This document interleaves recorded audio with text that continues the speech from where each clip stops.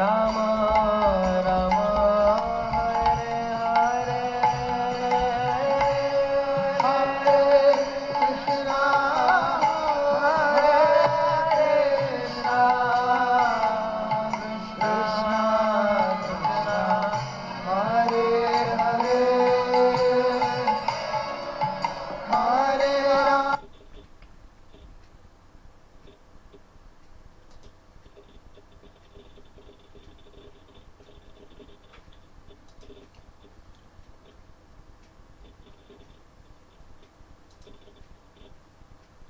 Hare Krishna everyone, thank you for joining this morning Srimad Bhagavatam class and attentive japa.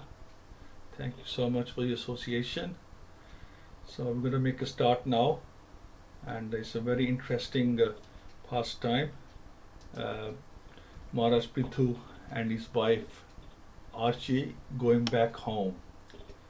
Okay, so I think most of us are aware of Maharaja Prthu in Srimad Bhagavatam.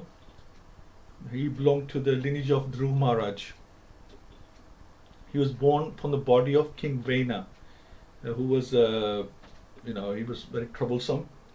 And after King Vena's body was purified, a male and female came out. So the Brahmins actually by mantra had to destroy King Vena, and then they churned his body, and a male and female came out. And the great sages could understand that this was an expansion of Lord Vishnu. This expansion, of course, wasn't Vishnu Tattva, but a specifically empowered expansion of Lord Vishnu known as Avesha. So Avesha avatars, empowered jivas. So the great sages said, the male is a plenary expansion of the power of Lord Vishnu, who maintains the entire universe, and the female is the plenary expansion of the goddess of fortune, who is never separated from the Lord. So let's do a quick prayer first of all. Om Namo Bhagavate Vasudevaya. Om Namo Bhagavate Vasudevaya. Om Namo Bhagavate Vasudevaya.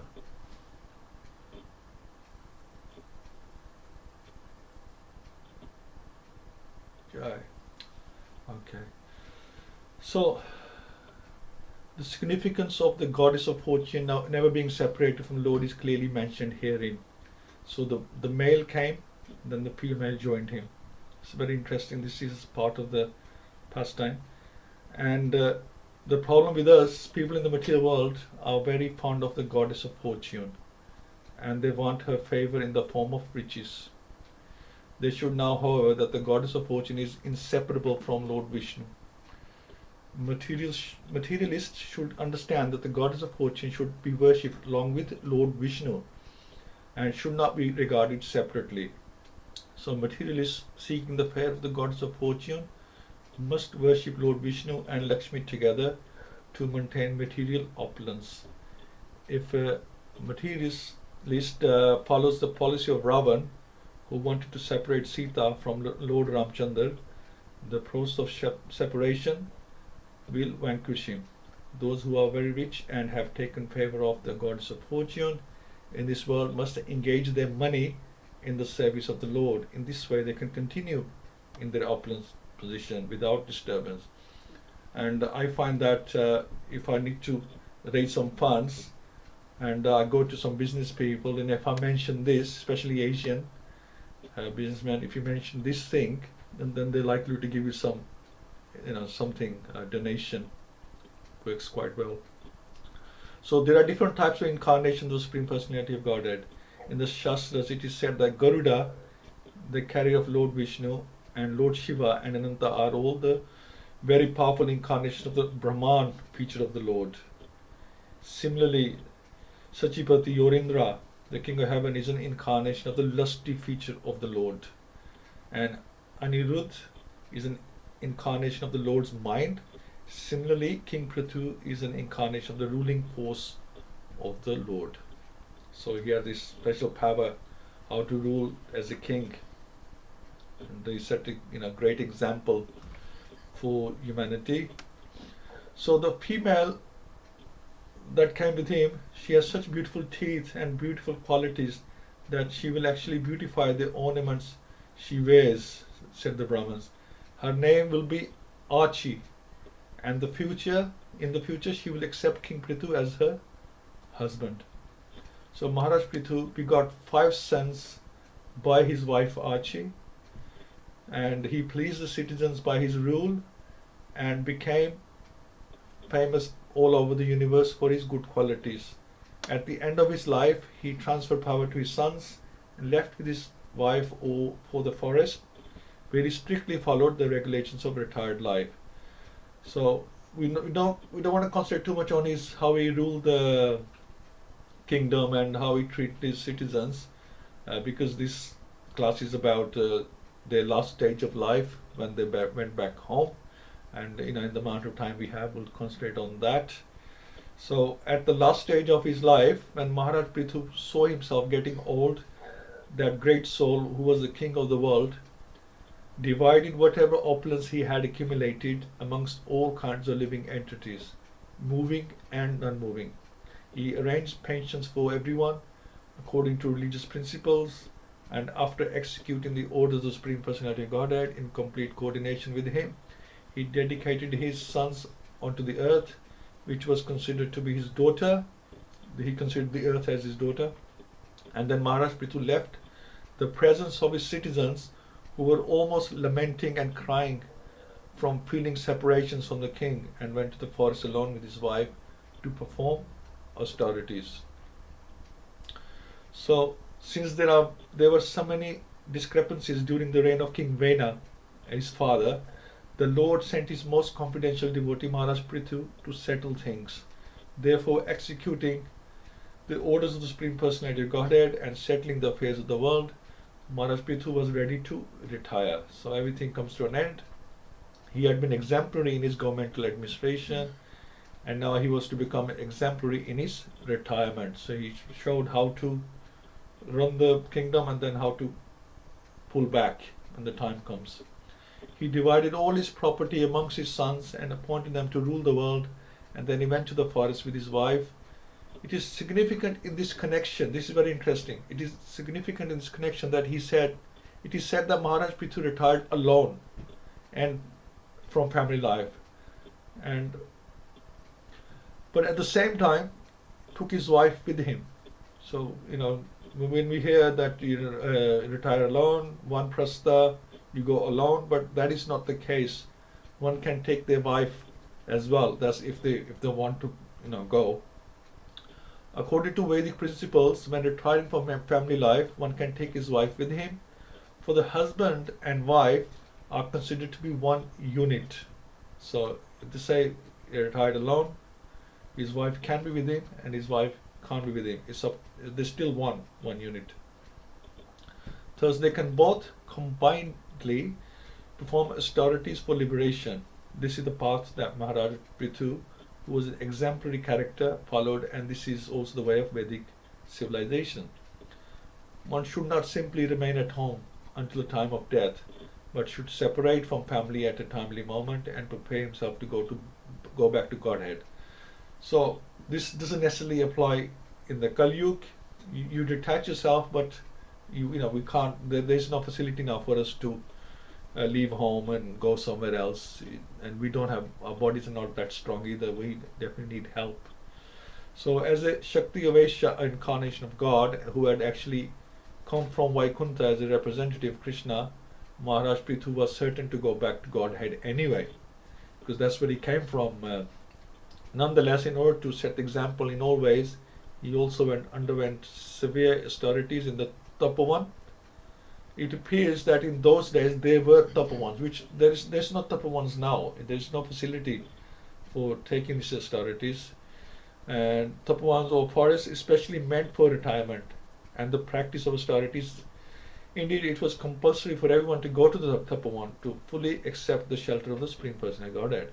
For it is very difficult to retire from family life and at the same time remain at home. Well, at least we have this privilege that we can stay in our home and yet retire from family life. I suppose the standards are a lot lower in the Kali Yuga. It's not even recommended that one becomes a sannyasi in the Kali Yuga.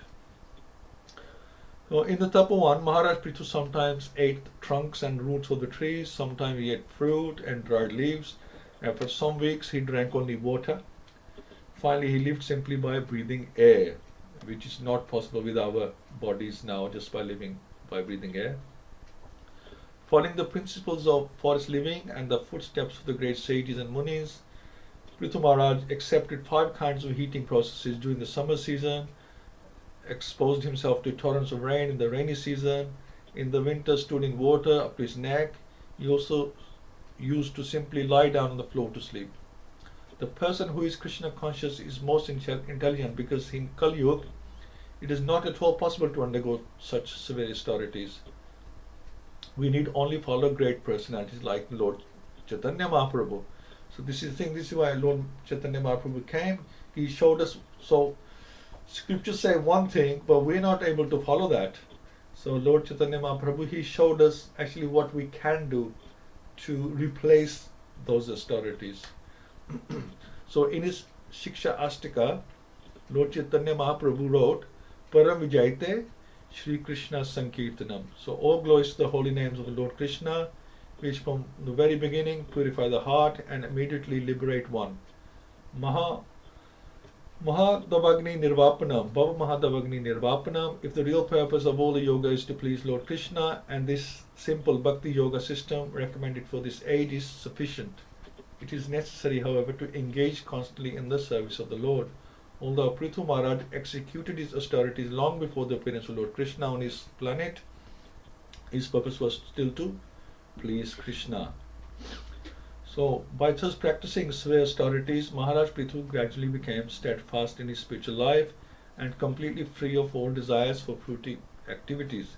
He also practiced breathing exercises to control his mind and senses, and by such control, he became completely free from all desires for fruity activities. So, King Prithu's activities took place in Satyug, and in this age of Kali Yuga, this practice of yoga is misunderstood by fallen souls who are not capable of practicing anything. Conclusion is that unless karmi, jnanis and yogis come to the point of devotion service to Lord Krishna, their so-called austerities and yoga have no value. So we're still doing, Maharaj Prthu was doing devotion service, so that's the principle, devotion service.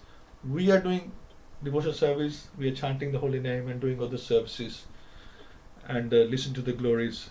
So the principle is the same, just the detail from time to time, place, circumstance changes. That's what we have to remember. So if Hari, the Supreme Personality of Godhead, is not worshipped, there is no point in practicing meditational yoga, performing karma yoga or cultural empirical knowledge. So there's no point if it doesn't include God himself, his name is not there.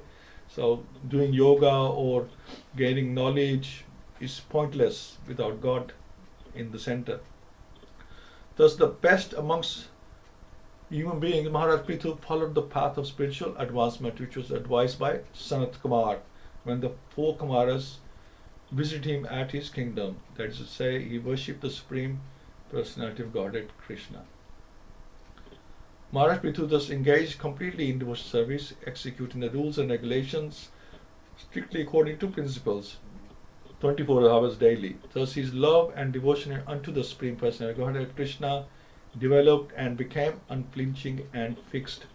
So he's showing us what we need to do. This is how we should be doing these things. And in due course of time, when Maharaj Prthu was to give up his body, he fixed his mind firmly upon the lotus feet of Krishna, and thus completely situated on the Brahma Bhuta platform, he gave up the material body. So this is how he was in that consciousness of Brahma Bhuta, and then he gave up his body. Now, what about his wife, Queen Arci? What happened to her?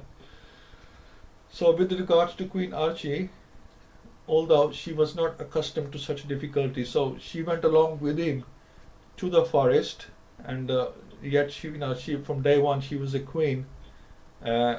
She went, she was not used to this kind of austerity at all, and for a lady, very difficult. She had followed her husband in the regulatory principles of living in the forest like sages. She lay down on the ground and ate only the fruits, flowers and leaves, and because she was not fit for these activities, she became frail and thin. Yet because of the pleasure she derived in serving her husband, she didn't feel any difficulties. And it's also mentioned that when Queen Arci saw that her husband, who had been so merciful to her and the earth, so actually before that, it is mentioned that she was walking barefoot, and she had never, in the forest, and her feet were too soft for that ground, but yet she tolerated this for her husband.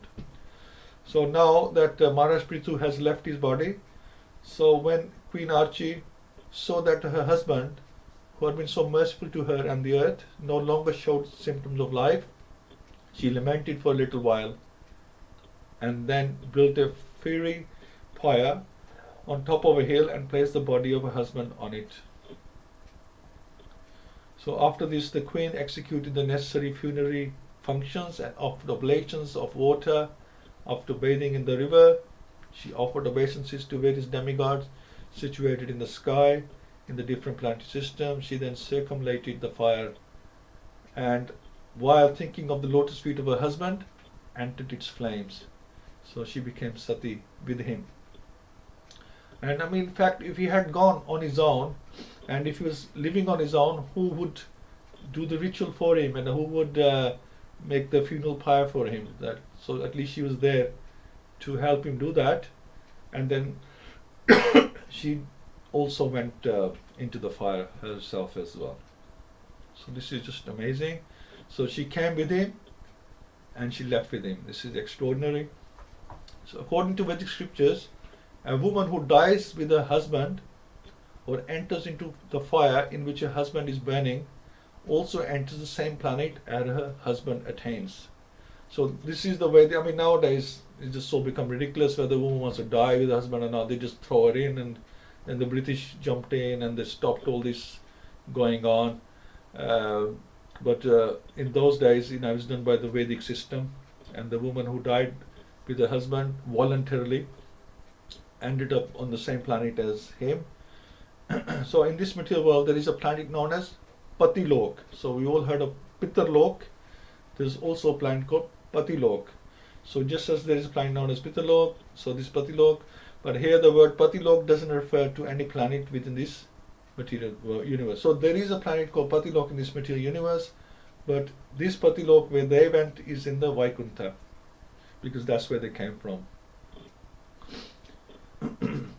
For Prthu Maharaj, being topmost amongst self-realized souls, suddenly returned home back to Godhead and attained one of the Vaikuntha planets. And Queen Arci also entered Patilok. This was in Vaikuntha, of course, but this planet is not in the material universe, for she actually entered the planet which her husband attained. In the material world also, when a woman dies with a husband known as Sati Pratha, she again unites with him in the next birth. Similarly, Maharaja Prthu and Queen Arci united in the Vaikuntha planets. Wow. It's mentioned that when woman is chaste and husband is responsible and dutiful person, they become one body with two souls. So this is also very interesting. One body, two souls. And what did they say in the Bollywood movies? Ek jism, do jaan. So Bollywood says we are actually same thing really. Ek jism, do jaan. That's the same thing. Ek jism, two souls. So this is how they also portray it, that we are one body, two souls. So that's why they're seen as like one unit. They always say two bodies and one body, two souls as well. And then when husband leaves his body, wife also used to follow him to the other world, as demonstrated. For these ladies, the fire of separation from the husband is more painful than this fire. Because of that, they didn't feel much pain. So this is the reason they give, that they wanted to die with the husband, because they felt that it would be more painful not to live without him. So they went along and offered themselves to the fire as well. And there are some examples of this, like Gandhari in Mahabharata. This Rashtra's wife, as a topmost chaste woman, entered the fire. And also in Mahabharata, Madhuri, followed King Pandu as well. So there are some examples of them. I mean, these are just exceptional people, and it's an extraordinary sacrifice to do that. So it's amazing. So that is the story of Queen Arci and Maharaja Prthu going back home. It's very interesting too. So thank you all so much. Let's have a little discussion on this, and just want to thank you everybody for joining today. We have my father-in-law, and then we have Chant and Be Happy. I guess it's our Prabhu, Prem Prakash Prabhu, and Rukmi Mataji is back. Welcome back, Mataji. And we have our iPhone Prabhu or Mataji, still anonymous. And Jai Prabhu, welcome. Parveen Mataji and Yogini Mataji. Thank you all so much for joining this morning. And let's make a start on this. Let's have Rukmani Mataji. Any comments, Mataji, on this? Yes, Prabhuji, this is very interesting lecture. And you said Tapovan. So Yeah. I'm thinking Tapovan is very good idea, because we after living in our life, social life, we become so fed up of this life, very long life, until we stay on with the family till 70 to approximately we live 50 years maybe. Then after it becomes very, very boring. So there should be some management of tapovan in every town, so we can get rid of this social life. And there we can chant and we can do whatever we like about the activities of religious program. So I also like this class very much and very interesting for us, because I am already in my retired life. So sometimes I don't like socialism of the some of the activities, but we have to with the family. So what is your suggestion? Yeah, you're absolutely right, Mataji. Yeah, you have to. It's very difficult to live. This is what I say sometimes, that in Sunday Sangha I've mentioned so many times that the brahmacharis and sannyasis are privileged that way, that they can exclude themselves from these sensual activities or this material life, and makes it very easier for them. But they would disagree. They say that their life is more difficult than the gristas. But anyway, I suppose there's advantages and disadvantages in both. And I agree with you. You're quite right. We could exclude ourselves after a certain time, but it's very difficult because our mind goes with us wherever we go. We can exclude our body, but we can't exclude our mind. And secondly, we're not able to do these major austerities anyway. We'll be able to do some austerity. It would have to be different. I don't think we'll be able to do what these people have been doing. The kind of austerities that they get up to. It's impossible in the Kali Yuga. So, that's the only thing, that the Krishna has been kind to us. This is why Mahaprabhu came to advise us that don't just think that you're going to have to do that. There is an alternative way in the Kali Yuga, and you can follow this. And in fact, it's mentioned that in the previous yugas, a person would, even if they lost their flesh, as long as they had their bones, they would survive. But in this yuga, if you lose your flesh, you will die. Right? There is a difference. The body is now different. This is why they live like 100,000 years or 10,000 years or 1,000 years. Our bodies are very weak compared to those yugas. That's the only thing. So I think whatever is there. See, it's all about your consciousness. Now, this is what Prabhupada called this Krishna consciousness. It's about excluding your consciousness. Your body can remain here in the family, but your consciousness should be with Krishna. I think that's the key. Yeah, it is like sugar cane. If we chew sugar cane long time, then there is no sweetness. Yeah. Chewing the chewed, you keep chewing the same thing all over again, then you do get fed up, or at least you should get fed up. But not everybody does, because the senses are like senses want enjoyment forever. It's like putting petrol on fire. Senses are like fire, and the more petrol you put on it, the more the fire increases. So the more we enjoy, the more we want to enjoy. This is the nature of the senses. This is the problem. Yeah, this Arci was thinking very good way, and she left with Prithu, and that was a very good example. Yeah, but when they came together, they were specially empowered people. Gandhari and Madhuri. I mean, these are very specially empowered people. It's very difficult to do that, and very painful at that. And that's what they prefer to do, and that's what they did. It's amazing. This is why we see them as we see these examples. We're shown these examples, or we read about these examples. They're extraordinary examples. Thank you, Prabhuji. Thank you very much. Jai Prabhu. Yeah, Hare Krishna.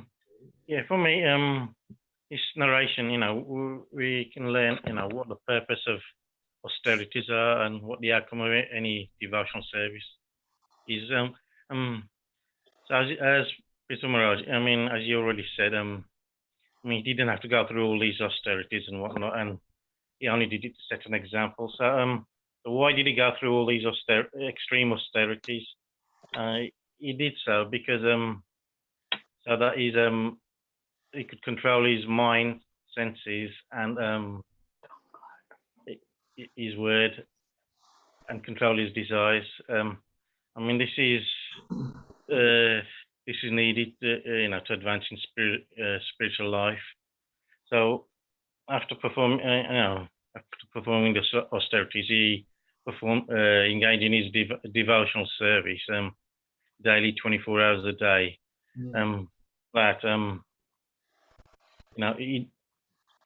Through his constant devotional service, his love for Krishna developed, and eventually his mind became fixed on his lotus feet.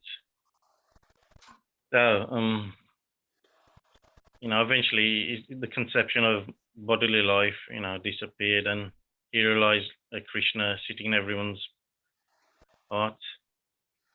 Yes, that's devotional service and austerities. I think the other topic he touched on was, I think it's commonly known as sati, isn't it? When, the wife enters the fire. It's a controversial topic.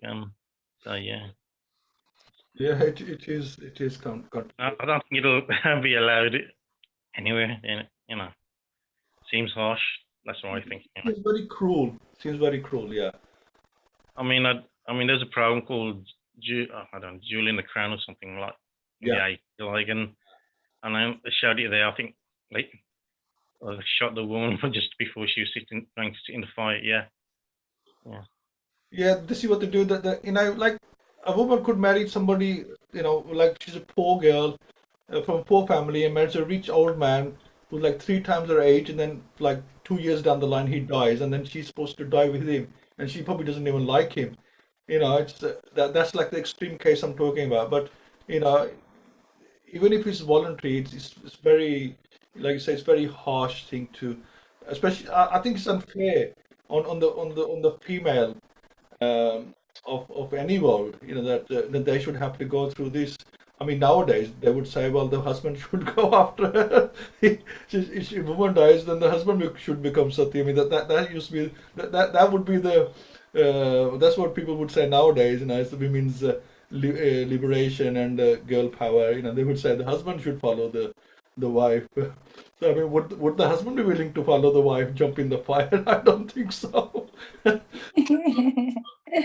So I think it's very, it's in the scriptures, but very, very hard to follow. Very hard. Yeah, I just got one question. Now, what's the difference between knowing that Paramatma exists in everyone's heart, just from a book or teacher telling me, and realizing Paramatma in everyone's heart after doing a lot of devotional service? You asking me, Prabhu? Did you understand me? Because everyone knows just from a book that the Lord resides in everyone's heart. Yeah.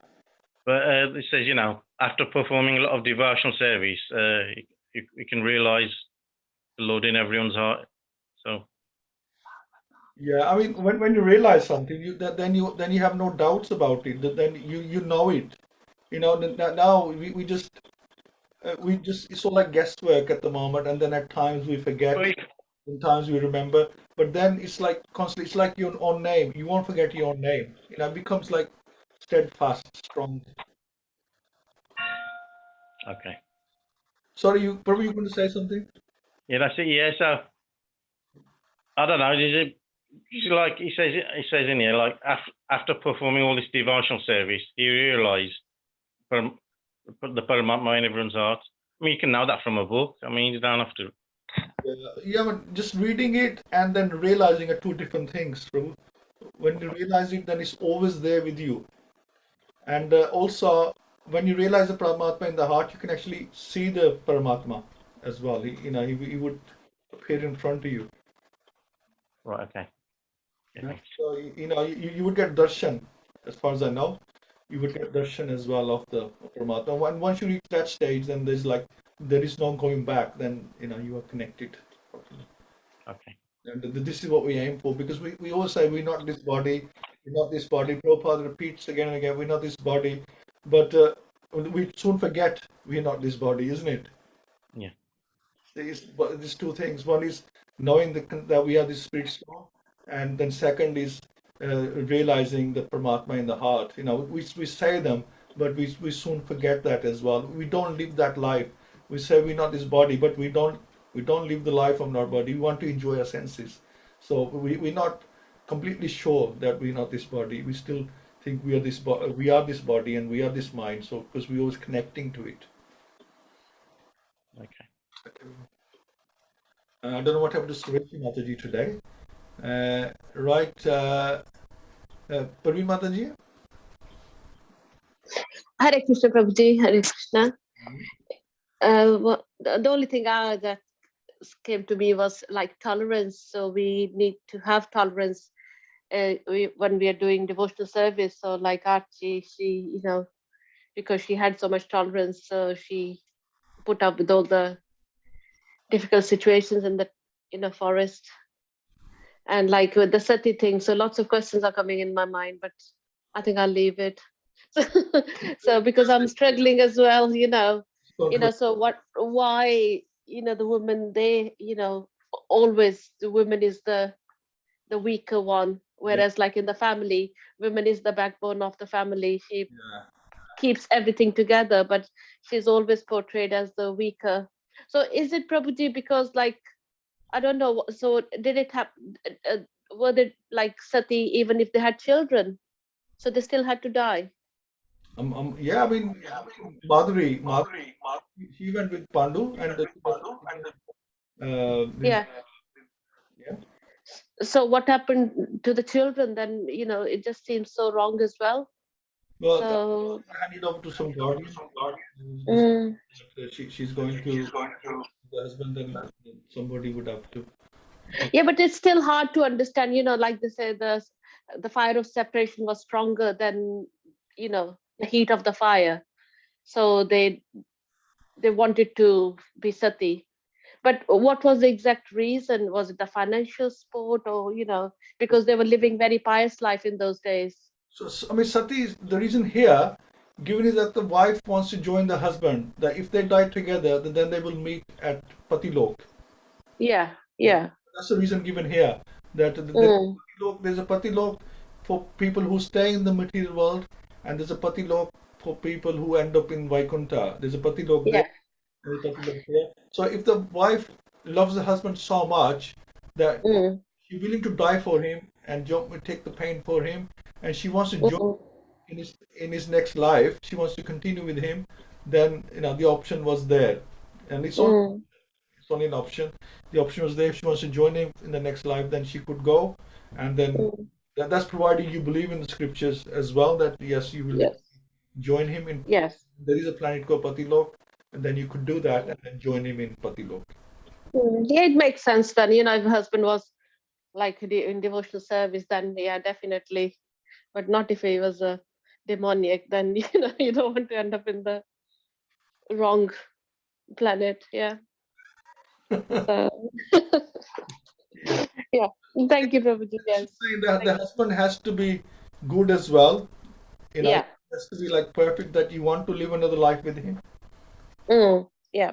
So there's a lot of reason. Like Prithu Maharaj and Arci, that they were like they came straight for Vaikuntha anyway. They rose together. They're like Narayan. Yeah.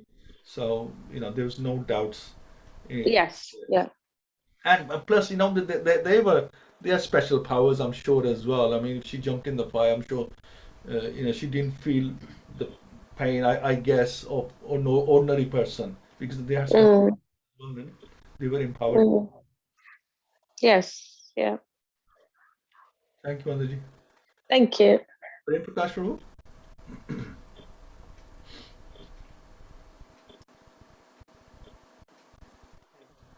Hare Krishna.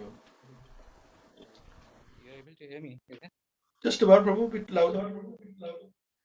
Okay, just give me 1 second. Is it better now, anyhow? Hare Krishna. I really, I mean, it's really inspiring. First time of Prithvi Maharaj. Also, I was just seeing that there are a lot many topics are there which will be a point of controversy. I mean, if we don't believe some the way it happens. But looking at the austerities that Prithvi Maharaj is doing is because he is able to do austerities because Krishna enables him to do this austerity. Otherwise, it's not possible for rest of any one of us to do the austerity. Like Nityanand Prabhu was here, he was able to bless the children to fast for 1 month, and they are just children who are playing with Lord Nityananda. So until Lord actually bestows His mercy, and they didn't felt any kind of need of food or anything for 1 month, basically. So until Lord actually bestows, the Lord wants, enables to do a kind of austerity. One can't do austerity whatsoever one wants to achieve. Like you rightly said, the essence is to engage mind in Krishna consciousness in whatsoever condition is there. So it's kind of a test that one can do the austerity in a serious situations. For us, if we have to fast for 48 hours, we can't do it. But in those times, 48 hours or 1 month is just a matter of like blink of eyes. They wouldn't actually see the difference coming through. So if one has to be austere, it's something has to also come with two things. One, which is going out of the comfortable zone. Another one is that uh, it's a it's an option to follow austerity, like a person who is already living bred to living without any sufficient, like a very poor person who can't eat or for a couple of days or probably. So that is not austere. That is the situation. So if one have everything and then decides not to eat for, then that is kind of austerity. But once one decide to leave everything and forget everything, engaging in devotional service, so much so that the eating and drinking and whatsoever is not doesn't take an importance. So that is what is kind of austerity is described over here.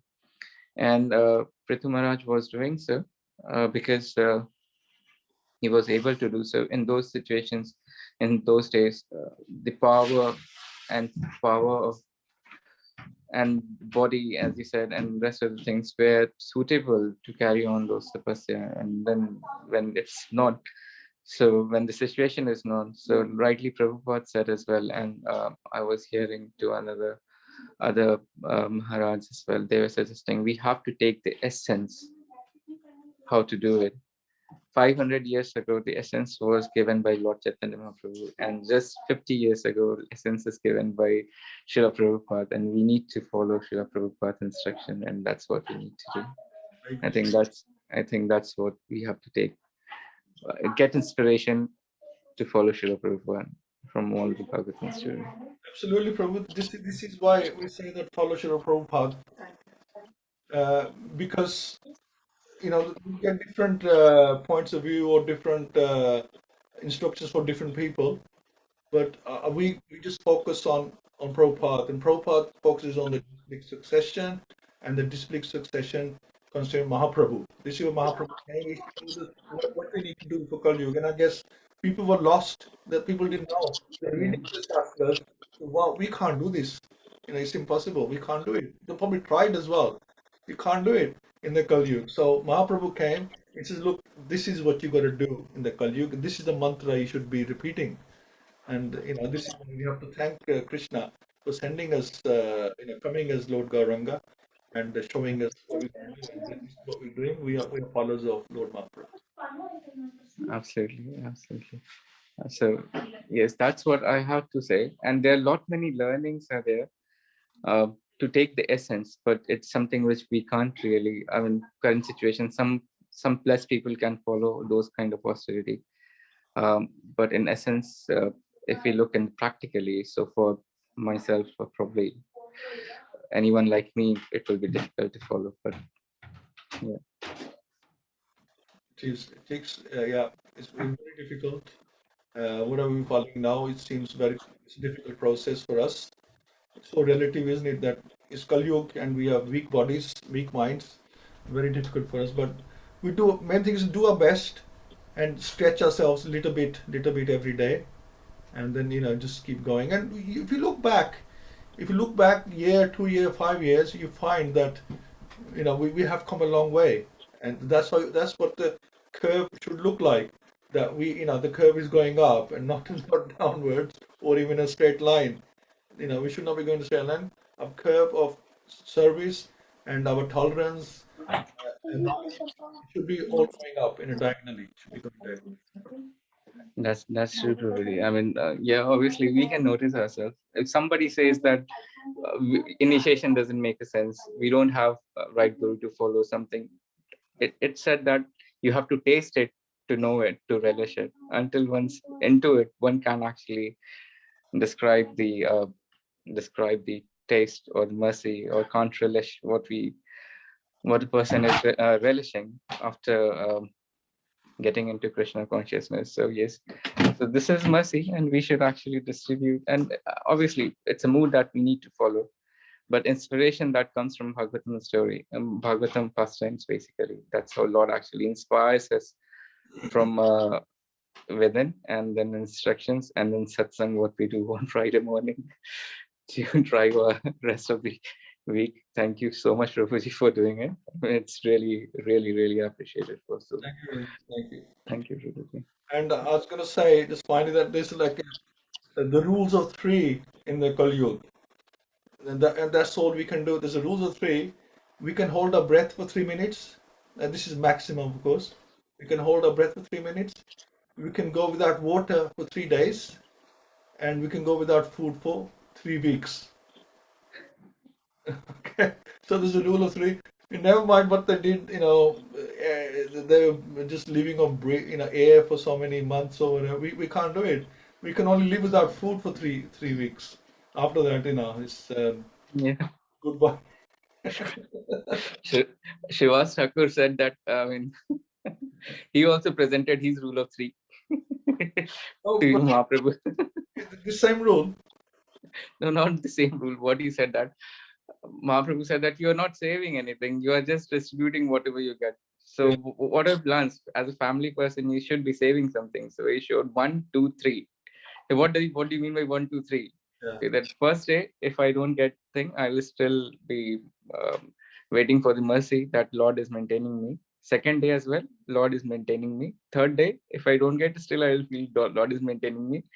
If it doesn't happen, then I'll go and just take a dip in Gangaji, and then it's something Lord doesn't want to maintain me, and then I will pass on with my family. So that was another rule of three. Yeah, this rules of three is there, isn't it? All that's right. Thank you so much, Rohini. Thank you.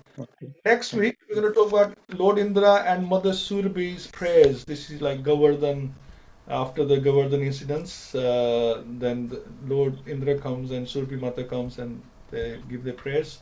So we'll do that next week. That's also very sweet pastimes. Thank you so much. We'll do a couple of rounds now. Rukmani Mataji and Parveen Mataji. I don't know what happened to Suveshanadi today. And so, Rukmani Mataji would like to make a start on the round, then Parveen Mataji, please. Okay, I can, or if you want to give her chance first. Fine. It's fine. Let's start. Yeah, okay, I'll start. Jai Shri Krishna Chaitanya Prabhu Nityananda Shri Advaita Gadadhara Shivasadi Gaura Bhaktivinoda Hare Krishna Krishna Krishna Hare Hare Hare Ram Ram Ram Hare Hare Hare